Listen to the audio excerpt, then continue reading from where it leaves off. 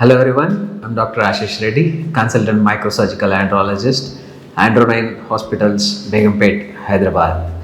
ఈరోజు మనం కామన్గా చూసే ప్రాబ్లమ్స్ గురించి డిస్కస్ చేస్తున్నాం. మొదటిగా ఈ శీఘ్రస్ఖలనం అంటే ఏంటి, అసలు ఎంత టైం ఉంటే అది నార్మల్ కింద కన్సిడర్ చేస్తాము, దీంట్లో ఉన్న అపోహలు ఏంటి, దాని గురించి మనం డిస్కస్ చేసుకుంటున్నాము. మొదటిగా శీఘ్రస్ఖలనం అంటే ఎప్పుడైనా మీరు కలుస్తున్నప్పుడు, ఫిజికల్గా కలుస్తున్నప్పుడు, మీ భార్యతో కానీ మీ గర్ల్ ఫ్రెండ్తో కలుస్తున్నప్పుడు కామన్ టైం అంటే ఒక్కసారి పెనిట్రేషన్ అయితే అక్కడ నుంచి ఎన్ని స్ట్రోక్స్, అకార్డింగ్ టు బుక్స్ తీసుకుంటే 20 స్ట్రోక్స్ పైన ఉంటే నార్మల్ టైమింగ్ అంటాము. టైం వైజ్ చూసుకుంటే 1 to 3 minutes కంటే ఎక్కువగా ఉంటే అది శీఘ్రస్ఖలనం సమస్య కిందకి రాదు. ఒకవేళ 3 నిమిషాల కంటే తక్కువగా వస్తే అది శీఘ్రస్ఖలనం కింద కన్సిడర్ చేస్తాం. సో మీకు ఆ శీఘ్రస్ఖలన సమస్య ఉందా లేదా తెలుసుకోవడం ఎలా? So basically first one single time మీకు ఫస్ట్ టైం సెక్స్ చేసేటప్పుడు అది చాలా కామన్గా ఎగ్జైట్మెంట్ ఫ్యాక్టర్ ఉంటుంది, దానివల్ల శీఘ్రస్ఖలనం జరిగిపోతుంది. కానీ అది అలా అయితే మీకు సమస్య ఉన్నట్టు కాదు. దానికి జనరల్గా మనం ఎట్లా చూసుకోవాలంటే మోర్ దెన్ 3-4 times ఇలా రిపీటెడ్గా ఈ ప్రాబ్లం మీరు ఫేస్ అవుతున్నారంటేనే మనం బాధపడాలి. సో దాని కూడా బేసిక్లీ ఆ ఎగ్జైట్మెంట్ ఫ్యాక్టర్ తగ్గించడానికి చాలా మందులు ఉంటాయి మనకి. సో ఈ మందులు వాడిన తర్వాత చాలా మంది అడుగుతుంటారు, ఎన్ని రోజులు వాడితే ఈ శీఘ్రస్ఖలన సమస్య తగ్గిపోతుంది? చాలా వరకు కేసెస్లో 2 నుంచి 3 నెలల్లో మంచి రిజల్ట్స్ చూస్తుంటాము. కొందరిలో ఇంకా డిలేడ్గా ఉంటుంది. సో దాన్ని కూడా మనము రెగ్యులర్గా మనం చెక్ చేస్తున్నప్పుడు మనకి ఎగ్జాక్ట్లీ దాని రిజల్ట్స్ కూడా మనకు బాగానే ఉంటాయి. సో దీంట్లో వరి అవ్వాల్సిన అవసరం లేదు. సో ఎక్కువ మీరు సెక్స్ పైన కాన్సన్ట్రేట్ చేయండి, టైమింగ్ మీద కాన్సన్ట్రేట్ చేస్తే ఈ శీఘ్రస్ఖలనం సమస్య ఉంది. చాలా మందిలో ఉండే ప్రాబ్లం ఏంటంటే భయపడుతుంటారు, అంటే అరే ఎక్కువసేపు చేయాలి.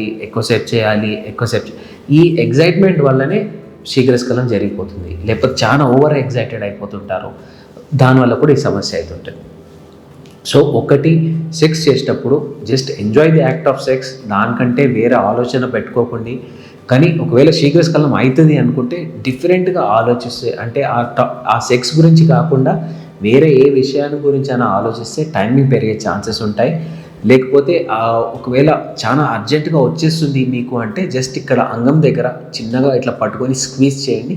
స్క్వీజ్ చేసినప్పుడు ఏమైందంటే ఈ స్క్వీజ్ టెక్నిక్ ద్వారా ఈ స్పర్మ్ బయటకు వచ్చేది కొద్దిగా స్లో అయ్యే ఛాన్సెస్ ఉంటాయి. సో దానివల్ల మీ టైమింగ్ ఇంప్రూవ్ అవుతుంది, మీ సెక్షువల్ లైఫ్ కూడా బెటర్గా ఉంటుంది. సో దీనికి ఒకవేళ అవ్వట్లేదు, 3 నిమిషాల లోపల అవుతుంది.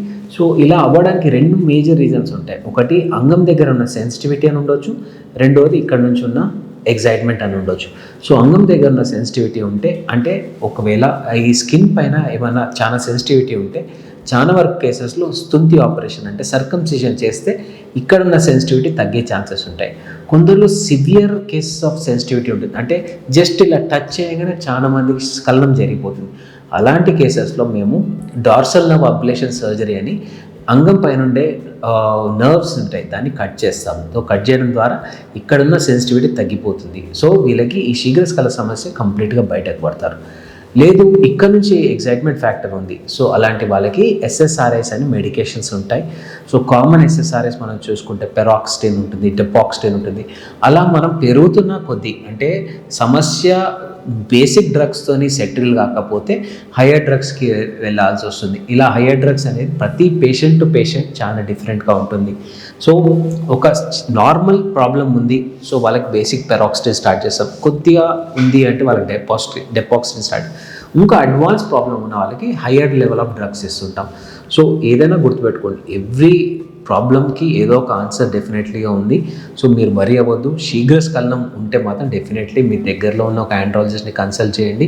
ఇలాంటి సమస్య ఉందా లేదా ఫస్ట్ మీరు అనలైజ్ చేసుకోండి, అంటే ఇది మీకు ఖచ్చితంగా శీఘ్రస్ఖలనమేనా, లేకపోతే 1-2 ఎపిసోడ్స్తో శీఘ్రస్ఖలనం అని జనరలీ ఫిక్స్ కాలేము. అదే కొద్ది ఏజ్ తర్వాత ఈ ప్రాబ్లమ్స్ ఉంటాయి. చాలా వరకు అంగస్తంభనం ఉన్న వాళ్ళకి ఈ సమస్య చాలా వరకు కోరిలేట్ అవుతుంది.